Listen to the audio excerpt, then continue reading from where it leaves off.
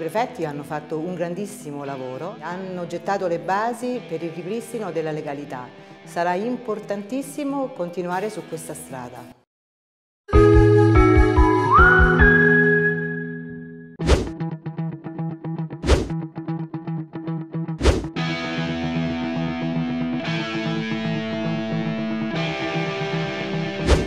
I prefetti hanno fatto un grandissimo lavoro, hanno gettato le basi per il ripristino della legalità. Sarà importantissimo continuare su questa strada.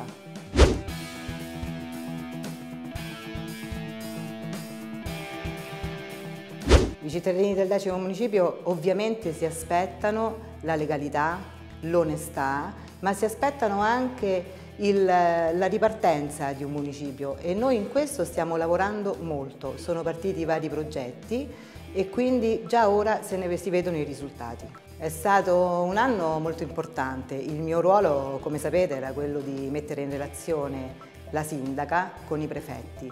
Sicuramente ho avuto modo di vedere molte cose e di capire la difficoltà di una gestione da parte dei prefetti di un municipio commissariato e è stata un'esperienza che mi ha dato modo di conoscere tante situazioni nel territorio.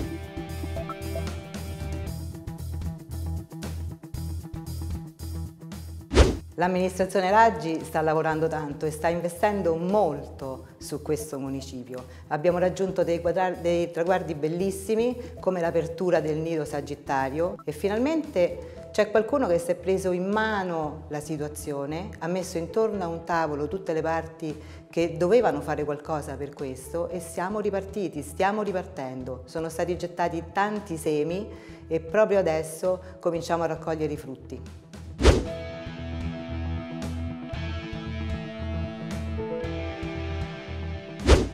I clan sono sempre pericolosi, è ovvio, si sconfiggono con un lavoro onesto, con il partecipare della popolazione tutti i giorni e con una politica che guarda all'obiettivo senza scendere a patti con nessuno.